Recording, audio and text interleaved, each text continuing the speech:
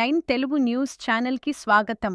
ఆదివారం పొదిలి భారతీయ జనతా పార్టీ కార్యాలయంలో భాజపా జిల్లా అధికార ప్రతినిధి శ్రీమతి బెల్లంకొండ విజయలక్ష్మి గారి ఆధ్వర్యంలో మరియు మిత్రపక్ష నాయకుల సమక్షంలో వక్ఫ్ సవరణ చట్టం బిల్లుపై ముస్లిం సోదరులకు సోదరీమణులకు అవగాహన మరియు కరపత్రముల ఆవిష్కరణ జరిగింది. ప్రస్తుతం కొనసాగుతున్న వక్ఫ్ బోర్డు చట్టంలో ఎన్నో సమస్యలు ఉన్నాయని, ఆధిపత్యం కలిగిన కొన్ని సంఘాలు ఇష్టం వచ్చినట్లు వక్ఫ్ ఆస్తులను అన్యాక్రాంతం చేయడం, అక్రమ కబ్జాలు చేయడం, బలహీనులైన పేద ముస్లిం సోదరులకు, పేద ముస్లిం మహిళలకు అన్యాయం జరుగుతుందని, కొన్ని ముస్లిం సంఘాలు ఆదాయాన్ని గండి కొట్టి తమ సొంతానికి వాడుకుంటూ డబ్బులు పోగేసుకుంటూ దుర్వినియోగం చేస్తున్నాయని చెప్పారు.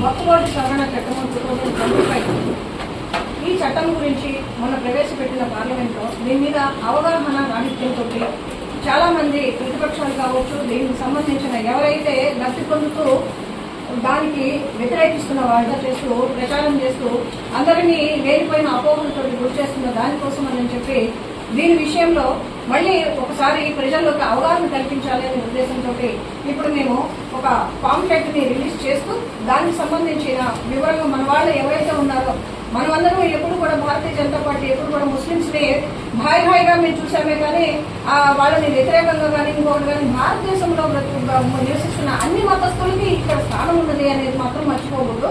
కొన్ని మత సంస్థలు ఈ విషయాన్ని రేస్ చేసి వాళ్ళు అనవసరమైన విషయాలని బయటకు తీసుకొని వెళ్ళి మిగతా వాళ్ళందరికీ కూడా దీన్ని వ్యతిరేకించాలి అనే నినాదాలతోటి అబద్ధపు ప్రచారాలు చేస్తున్నారు. ఏదైతే ఈ వక్ఫ్ బోర్డుకు సంబంధించిన ఈ ఆస్తుల పరిరక్షణ కమిటీ ఎవరైతే ఉన్నారో వాళ్ళు దీనిని సరిగ్గా నిర్వహించటం లేదు. ఎవరి కోసం అయితే ఈ వక్ఫ్ బోర్డు ఆస్తులు కానీ వీటన్నిటి కానీ పెట్టామో వాటికి మాకు ప్రయోజనం జరగట్లేదు అనే విషయంలో ఈ ప్రతిపాదనతో ఏమైపోతుందంటే దీనికోసమని ఈ వ్యవస్థని క్రమబద్ధీకరించడం కోసమని ఏర్పాటు చేసి పార్లమెంటులో మొన్న సవరణ చట్టం 2025 పార్లమెంట్లో ప్రవేశపెట్టడం జరిగింది.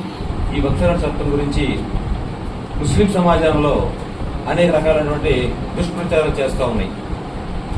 దాన్ని తిప్పికొట్టే సందర్భంగా మా కేంద్ర పార్టీ ఈ వక్ఫ్ బిల్ గురించి పూర్తి సమాచారంతో కరపత్ర రూపంలో పంపించడం జరిగింది. అలానే సమావేశాల ద్వారా కానీ కరపత్రాల ద్వారా కానీ ముస్లిం సమాజంలో ముస్లిం సోదరు మనోభావాల్లో ఎటువంటి తప్పిదం లేదు దీనివల్ల అని తెలియజేసే మార్గంలో ఇది ఒక భాగంగా చెప్తూ, ముఖ్యంగా ముస్లిం సమాజంలో దాదాపుగా 35% మంది పేదరికంలో ఉన్నారు. ఈ వక్ఫ్ బోర్డులో ఉన్నటువంటి అనేకటువంటి స్థిరాచర ఆస్తులు కొంతమంది మాత్రం అనుభవిస్తూ ఉన్నారు. అలా కాకుండా బీద స్థితిలో ఎవరైతే ఉన్నారో ముస్లిం సోదరులందరికీ కూడా అందుబాటులో తేవాలని చెప్పేసి చట్టాన్ని చేయడం ద్వారానే సాధ్యపడుతుందని చెప్పేసి మంచి ఉద్దేశం చేసిన తప్పితే ముస్లిం సమాజాన్ని ఏదో ఇబ్బంది పెట్టాలని ఇంకో రకంగా కాదని చెప్పేసి తెలియజేసే క్రమంలో ఇక్కడికి వచ్చాము.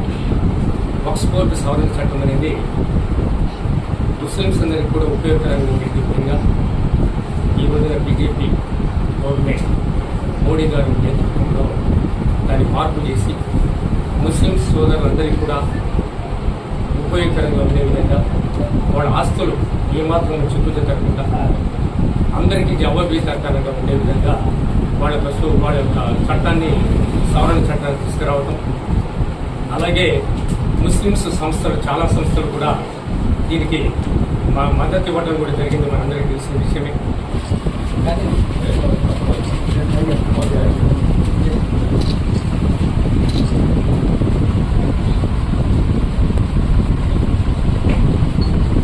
ప్రధాని నరేంద్ర మోడీ గారు వికసిత భారత్ నిర్మాణం అన్నారు.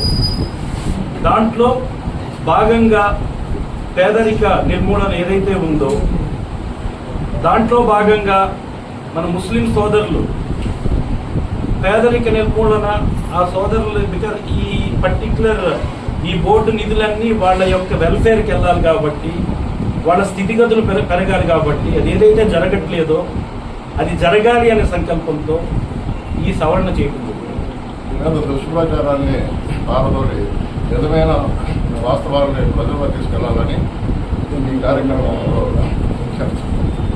ప్రధానమంత్రి గారు ఏర్పరిచిన ఈ చట్టం వల్ల పేద ముస్లింలందరికీ మంచి కోరుకుంటుందని ఈ సందర్భంగా తెలియజేస్తున్నారు. మంత్రి గారు చేసిన పని ప్రతి ముస్లిం కుటుంబానికి న్యాయం జరిగేలా చేశారు.